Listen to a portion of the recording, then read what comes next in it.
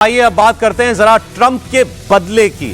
America ने एक बार फिर सीरिया में आईसिस इस्लामिक स्टेट के ठिकानों को टारगेट किया और सीरिया और इराक में आईसिस के 70 से ज्यादा ठिकानों पर जबरदस्त हवाई हमले किए। जबरदस्त मतलब जबरदस्त, और इसमें उन्होंने अपनी पूरी मिलिट्री माइट जो है वो दिखाने की कोशिश की है आईसिस को। इस कार्रवाई में हाल ही में उस हमले का जवाब इसमें दिया गया जिसमें सीरिया में तैनात अमेरिका के 2 सैनिक और एक ट्रांसलेटर आईसिस के हमले में ही मारे गए थे, और अमेरिका ने इस मिलिट्री ऑपरेशन को ऑपरेशन हॉक आई नाम दिया है। अमेरिका के हवाई हमले में आईसिस आतंकियों के अड्डे, उनके ठहरने की जगह, हथियारों के गोदाम, इन सबको निशाना बनाया गया। तस्वीरें जरा एक बार स्क्रीन पर ले लीजिएगा, क्योंकि इसमें यह जानना जरूरी है कि आखिर ये इतनी बड़ी कार्रवाई जो है वो अमेरिका को करनी क्यों पड़ी, क्योंकि हम तो ये सोचते थे कि आईसिस जो है वो ख़त्म हो चुका है। आईसिस अब बस छोटी छोटी पॉकेट्स में जो है वहीं कहीं बचा है, तो फिर इतना बड़ा एक्शन जो है वो आखिर क्यों करना पड़ा, ये सवाल है।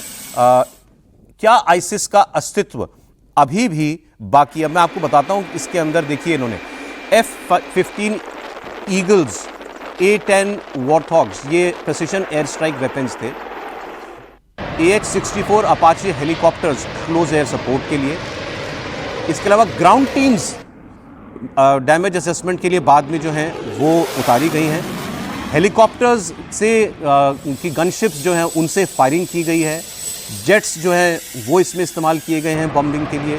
तो अच्छा खासा मिलिट्री फोर्स जो है वो ट्रंप ने यहाँ पर इस्तेमाल किया। सर मेरा सवाल है आईसिस को लेकर के कि अमेरिका ही दावा करता था ना कि हमने तो खत्म कर दिया, लेकिन हम लोग पहले भी चर्चा की वो ऐसा संगठन है कि वो खत्म नहीं हो रहा, बल्कि यदि आतंकवादी संगठनों को दुनिया भर में देखा जाए तो आईसिस से ज़्यादा खतरनाक तरीके से कोई काम नहीं कर रहा, और वो बॉस है एक तरह से, समझ लीजिए कि दुनिया भर के जो आतंकवादी संगठन है। अमेरिका तो अब ये बड़ी बात होगी, अमेरिका के साथ तो 2 सैनिक उसके मारे जाएँ तो 2 सैनिक, तो वो बहुत बड़ी बात है, और अमेरिका उसी तरह से जवाब देता है। लेकिन अमेरिका कभी कभी जब बात होती है तो कर देता है कि आईसिस को लेकर क्या हो रहा है क्या नहीं हो रहा। सीरिया के साथ उनका जो झगड़ा चल रहा है, कोई नई बात तो हो नहीं रही है उसमें। आईसिस को लेकर भी वो जानते हैं, वो तब तक उसको शांत रखते हैं कि जब तक अमेरिका पर कुछ, और आईसिस की लड़ाई सीधी सीधी अमेरिका के साथ ही है, ये भी समझना चाहिए। और जो संगठन है जैसे ये लश्कर एक वक्त लेकिन आईसिस के पास तो पूरा देश जैसा था, सीरिया और इराक के कई हिस्से में, बहुत बड़े हिस्सों में, वो कम हुआ है लेकिन खत्म नहीं हुआ वो। और मुझे नहीं लगता कि वो खत्म होने वाले संगठनों में से एक है। जिस तरह का वो जिहादी संगठन है, जितना पावरफुल संगठन है, वो जब भी आपको लगता है कि वो कमजोर हो रहा है तो वो जरूर ये बात दिखाने की कोशिश करता है कि दे। अब ये अलकायदा जैसे ऑपरेट नहीं करने लगा कि हाँ, मतलब अलग-अलग सेल बनाकर अलकायदा भी, आपने बिल्कुल ठीक नाम लिया कि अलकायदा जिस तरह से काम कर रहा था उसी तरह से, और उतनी ताकत वाला संगठन है। और अमेरिका को कोई ना कोई बहाना चाहिए, ये भी समझिए। समझ रहे हैं वहां पर नहीं बहाना किस चीज का? सीरिया के साथ या कहीं पर भी अपनी ताकत दिखाने का। अच्छा, नहीं क्योंकि सीरिया में तो इनका अपना आदमी है, इनका नहीं, अपना आदमी होने के बाद भी देखिए, जब भी उनका एक भी आदमी मारा जाए ना तो अमेरिका उसी तरह से रिएक्ट करता है कहीं पर भी। ठीक बात है, ये बात सही है, क्योंकि इससे पहले तो वहाँ पर सीरिया में जो है वो रसिया समर्थित सरकार थी, जिसको इन्होंने हटाया, और हटा करके अभी जो वर्तमान शासक है वो अमेरिका समर्थित अब है। तो वो लोग हैं। लेकिन इसके बावजूद जो है ना, कहा गया कि चूंकि तब तख्ता जब यूएसए ने परिवर्तन करवाया, पलट दिया, और जब अपने पसंद की सरकार वहां पर ले आया तो उन्होंने घोषणा कर दी कि आईएस खत्म हो गया है। लेकिन वास्तविकता यह है कि उसका संकुचन जरूर हुआ, उसका खात्मा नहीं हो पाया।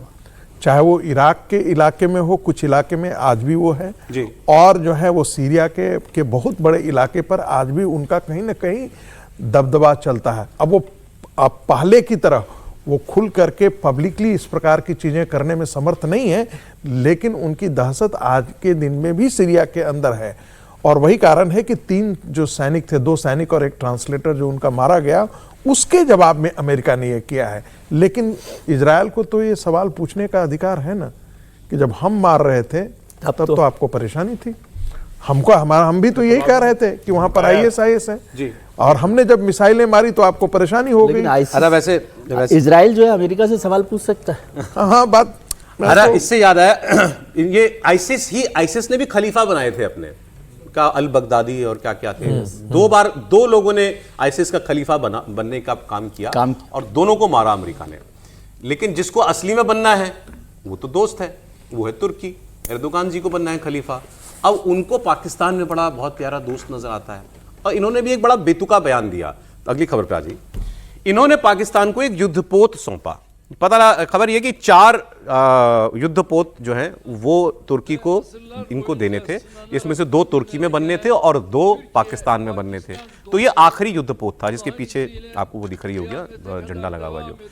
अब ये इस सेरेमनी में, हैंडिंग ओवर सेरेमनी में, वहां से आया था उनका नेवी का चीफ, कोई एडमिरल, और यहां तुर्की का राष्ट्रपति खलीफा वो पहुंचा है उसको वॉरशिप को हैंडओवर करने के लिए। सामान्य बात नहीं है, ये बताता है कि इनके रिश्ते कितने गहरे हैं।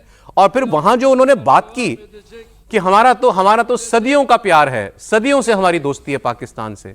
सदी? कौन सी सदी? और कौन सी सदी से आप मानते हैं पाकिस्तान पैदा हुआ? अभी 80 साल हुए हैं उसको बने हुए, और आप कह रहे हैं सदियों से हमारा रिश्ता है। या तो वो ये कहना चाहते हैं कि भाई जब से सब कॉन्टिनेंट में मुसलमान आए तब से हमारे संबंध अच्छे हैं उसके साथ। ये लेकिन सुना भी दीजिए जरा थोड़ी सी क्या बोल रहे थे ये। Kökleri ortak tarihimizin derinliklerine uzanan ve asırlar boyunca sınanarak bugünlere gelen Türkiye-Pakistan dostluğu Allah'ın izniyle kıyamete kadar devam edecek, serpilecek, güçlenecektir. Sameer जी, ये रिश्ता क्या कहलाता है?